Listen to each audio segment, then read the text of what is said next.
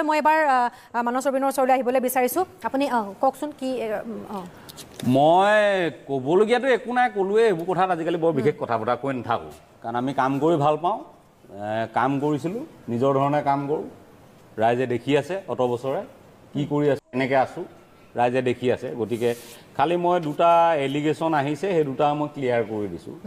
এটা কথা কোৱা হয় যে কা আন্দোলন কৰি আপোনালোকে কি কৰিলে কলাক্ষেত্ৰ ভাঙিলে আমুক কৰিলে তামুক কৰিলে এই কথাটো কৈ থকা হয় টিডিপিও কৈছে য়েছ ময়ো লতাশিলৰ পৰা আহি উভতি আহি প্ৰবেবলি প্ৰাগ চেনেলৰ ওচৰ পাইছোঁহি সেইখিনি সময়তে দেখিছোঁ একদম ডাঙৰ ডাঙৰ লাঠি চাঠি লৈ আহি গোটেই বেনাৰ পোষ্টাৰ হৰ্ডিং চব ভাঙি আহিছে এটা গ্ৰুপে সেই গ্ৰুপটোৱে কাকো চিনি নাপায় এইটো এটা প্ৰফেশ্যনেল গ্ৰুপ আছিলে তাৰপিছত মই দেখা পাইছিলোঁ পিছদিনা ঢল পোৱাতে আমাৰ দিছপুৰৰ সন্মুখৰ যিবোৰ ডিভাইডাৰ আৰে সেইবোৰ ডিভাইডাৰ অসমীয়া ল'ৰাক যদি মই পইচাও দিওঁ যে বাবা এখন উঠাই দে বুলি সি 1.5 দিন লগাব সেইখন খুলিবলৈ 5 মিনিটত ভাঙিছিলে আচৰিত গতিকে চিচিটিভি কেমেৰা আছে গোটেই গুৱাহাটীখনত স্মাৰ্ট পুলিচ আছে আজি ইমান বছৰ শাসন আপোনালোকৰ মানুহ এটাকো কিয় ধৰিব নোৱাৰিলে ধৰি প্ৰমাণ কৰক শাস্তি দিয়ক চুচৰাই লৈ যাওক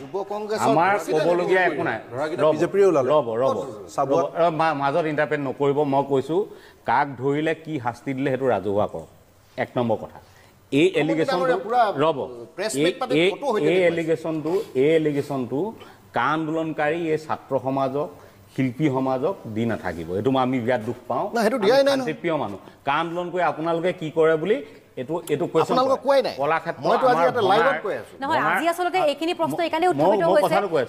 কথাটো ক'বলৈ দিয়ক যে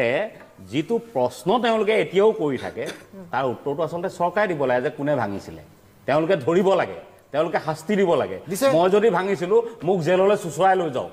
মই অকণো কুণ্ঠাবোধ নকৰোঁ এতিয়া প্ৰথম নাই মুখ্যমন্ত্ৰী ডাঙৰীয়াই প্ৰেছ মিট কৰি পলিটিকেল ইণ্টেনশ্যন মোৰ কথাটো ঘৰত যোনে জ্বলাইছিলে বিজেপি নেতা আছিলে বিজেপি নেতা আছিলে বিজেপি নেতা যতীন বৰা ডাঙৰীয়া আছিলে না বিজেপি নেতা এক মিনিট বিদ্যুৎ তৰ্ক নকৰিব মোক কথাটো ক'বলৈ শেষ কৰিবলৈ দিয়ক তেওঁলোকৰ জবাব তেওঁলোকৰ দুখটো আপুনি খুচৰিব গ'লে আপুনি স্বভাৱ বুলি কাক ক'লে মই তথ্য সহকাৰে কথা কৈ আছো আপুনি কিয় স্বভাৱত কথা ৰচনা গাই আছো কি আপোনাৰ স্বভাৱ ভাল মোক আপুনি স্বভাৱত কিয় কথা ক'ব মোৰ অপেনিং ৰিমাৰ্কছ স্বভাৱত কথা নক'ব মানৱদাক ক'বলৈ দিয়ক স্বভাৱত আপোনালোকৰ কাৰ কি স্বভাৱ আপোনালোকে যি ক'ব কি কথা পাতে ৰঞ্জিত শৰ্মাৰ কি অডিঅ' লিক হয় এইবিলাক ক'বলৈ গ'লে সুৰঞ্জন বহি থাকিব নোৱাৰিব আপোনাৰ মুখপাত্ৰ এতিয়াও আছে কিয় উলিয়াই নিদিয়ে তেওঁক কিয় মুখপাত্ৰ পাতিলে মালিচ কৰা ভিডিঅ' ওলোৱা মানুহৰ মোৰ কথাই নল'ব মনে মনে থাকে আপোনালোকৰ চৰিত্ৰ নাই চৰিত্ৰ কথা নক'ব বেছি চৰিত্ৰ কথা নক'ব বেছি চৰিত্ৰ কথা নক'ব আমাৰ এক্সপেল কৰিলোঁ যোনে বেয়া কাম কৰিছে সংগঠনত এক্সপেল কৰিলোঁ ৰঞ্জিত শৰ্মা কিয় আকৌ মুখপাত্ৰ হ'ল কি ভিডিঅ' ওলাইছিল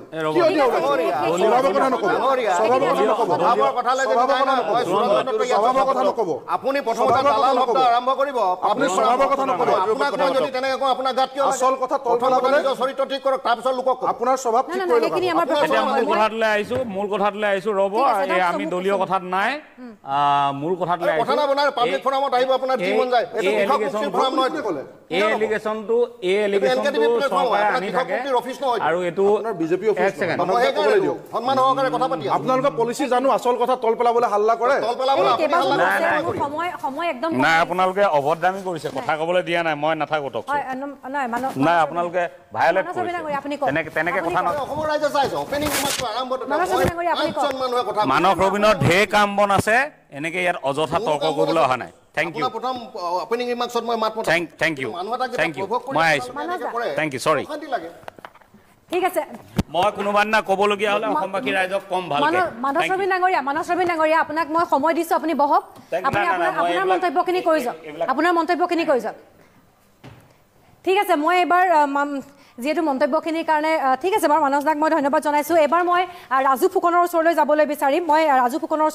বিচাৰিম ৰাজু ফুকন ইতিমধ্যে আপুনি গোটেইখিনি কথা আপুনি শুনিছে মন্তব্য দিছে আৰু মানস ৰবীন ডাঙৰীয়াই যিহেতু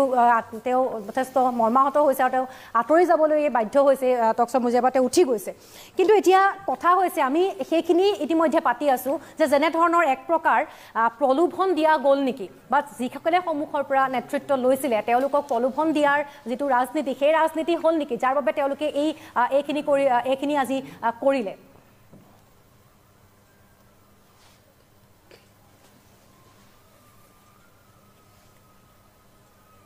আপুনি শুনি আছে ৰাজু ফুকন ডাঙৰীয়া আপুনি শুনি আছে হেল্ল' হয় আপুনি শুনি আছে শুনি আছো হয় শুনি আছে আপুনি চৰকাৰৰ এটা পলিচি থাকিবই ৰজা ঘৰৰ এটা পলিচি থাকিবই তেনেকুৱা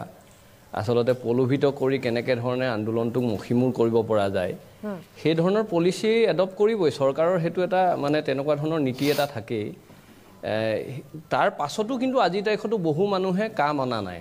মানি লোৱা নাই বহু সংগঠনে মনা নাই ছাত্ৰ সমাজেও মনা নাই সেই সময়ত আসলতে যেনেধৰণে আন্দোলনৰ গতিটো কৰিছিল আসলতে গতিটো কৰবাৰ ৰুদ্ধ হৈ গ'ল চৰকাৰী মানে এতিয়াও আমাক দোষাৰোপ কৰি থাকে যে বিদেশৰ পৰা ধন আহিলে সেইটো স্পষ্ট হ'ব লাগে যে বিদেশে কোনে ধন দিলে বা বিদেশী শক্তিয়ে কাক সহায় কৰিলে আমি বিভিন্ন সময়ত দেখা পাইছিলোঁ যে কা আন্দোলনৰ সময়ত বহু বিজেপি নেতাই নিজৰ মানে লিডাৰৰ ঘৰত মানে ৰামেশ্বৰ তেলীৰ ঘৰেই হওক বা বিনোদ হাজৰিকাৰ ঘৰেই হওক বা তেওঁলোকে আচলতে জ্বলাই দিছিল সেই সময়ত তেনেকুৱা ধৰণৰ পৰিৱেশ এটা লৈ গৈছিল মানস দাই অলপ আগতে কৈ থৈ গৈছে যে যিটো সময়ত আচলতে ৰেলিংবিলাক ভাঙি দিছিল দিছপুৰৰ সেই সময়কণত আচলতে এটা শক্তিয়ে সোমাই পৰিছিল কা আন্দোলনত আৰু এনেকুৱা ধৰণৰ আন্দোলনবিলাক মুখিমূৰ কৰিবৰ কাৰণে আচলতে চৰকাৰে সেই ধৰণৰ শক্তিবিলাকক কেতিয়াবা ব্যৱহাৰ কৰে আৰু আমি নিজ চকুৰে দেখিছিলোঁ যে যিখন আচলতে গাড়ী জ্বলাই দিয়া হৈছিল তাত সেই গাড়ী জ্বলাই দিয়াৰ নাতি দূৰতে আচলতে হেৰিখন আছিল আপোনাৰ মানে ফ্লাই ব্ৰিগেডৰ মানে অফিচটো আছিল তাতে বহু গাড়ী আছিল তাত পানী আনি আচলতে নুমুৱাব পৰা পৰিৱেশ এটা আছিল কিন্তু সেই সময়ত নুমুৱাই দিয়া নাছিল এইটো এটা আচলতে চৰকাৰৰ মানে এই আন্দোলনটোক আচলতে ভীতিগ্ৰস্ত কৰিবৰ কাৰণে বা এই আন্দোলনটোক দোষাৰোপ কৰিবৰ কাৰণে আন্দোলনকাৰীসকলক আচলতে তেনেকুৱা ধৰণৰ ব্যৱস্থা গ্ৰহণ কৰিছিল বিভিন্ন ধৰণৰ কথা ওলাইছে এতিয়া সুৰঞ্জন দত্ত ডাঙৰীয়াই কৈছে ৰাজনৈতিক নেতা হ'ল কিবা হ'ল আন্দোলনৰ পাছত ৰাজু ফুকন ডাঙৰীয়া কা আন্দোলনৰ পাছত অসম জাতীয় পৰিষদ হ'ল ইফালে ৰাইজৰ দল হ'ল বা যিসকলে সন্মুখৰ পৰা নেতৃত্ব দিছিলে আকৌ ওলাইছে সেইটো প্ৰসংগ তেওঁলোকে ৰাষ্ট্ৰীয় দলতেই যোগদান কৰিলে এতিয়া আপোনালোকৰ যি দল হ'ল বা ৰাইজৰ দল হ'ল মই আপোনালোকৰ নিজৰ দলৰ কথা সুধিছোঁ তাৰ পৰা অসমবাসীক আপোনালোকে লাভান্বিত কৰিবৰ কাৰণে আপোনালোকে কেনেধৰণৰ ব্যৱস্থা আপোনালোকে হাতত ল'ম বুলি ভাবিছে ভৱিষ্যতৰ দিনত আমি ৰাইজক লগত লৈ আচলতে গণ আন্দোলন গঢ়ি তুলিম যে কাৰ বিৰুদ্ধে কা কেতিয়াও মনা নাছিল অসমৰ ৰাইজে আৰু জোৰ কৰি জাপি দিলে অসমৰ ৰাইজে কেতিয়াও মানি নলয় যে সুৰঞ্জন দত্ত ডাঙৰীয়াই এটা কথা কৈছে যে ৰাইজে তেওঁলোকক মানে ভোট প্ৰদান কৰিছে মানে তেওঁলোকে সংখ্যাগৰিষ্ঠ মানে ভোট পাইছে আমাৰ নতুনকৈ এটা ৰাজনৈতিক দল সৃষ্টি হোৱাৰ পাছত আচলতে বহু কাৰণত আচলতে সেই সময়ত আমি ক্ষমতালৈ আহিব নোৱাৰিলোঁ কাৰণে আচলতে এই সময়কণত এনেকুৱা ধৰণৰ কথা কোৱাটো প্ৰাসংগিক নহয় যে বিজেপিয়ে যেতিয়া মানে দল গঠন কৰিছিল তাৰ পিছৰ পৰ্যায়বিলাক চালেই হ'ল আজি তাৰিখত মানে 2001 চনৰ নিৰ্বাচনটো তেওঁলোকৰ চালেই হ'ল কেনেকুৱা ধৰণৰ তেওঁলোকৰ ভোটৰ পেটাৰ্ণটো আছিল যে সেই কথাটো তেওঁলোকে জনাটো প্ৰয়োজন আছে কিন্তু মই এটা কথা স্পষ্ট যে আমি কা মনা নাছিলোঁ আৰু ভৱিষ্যতৰ দিনতো নামানো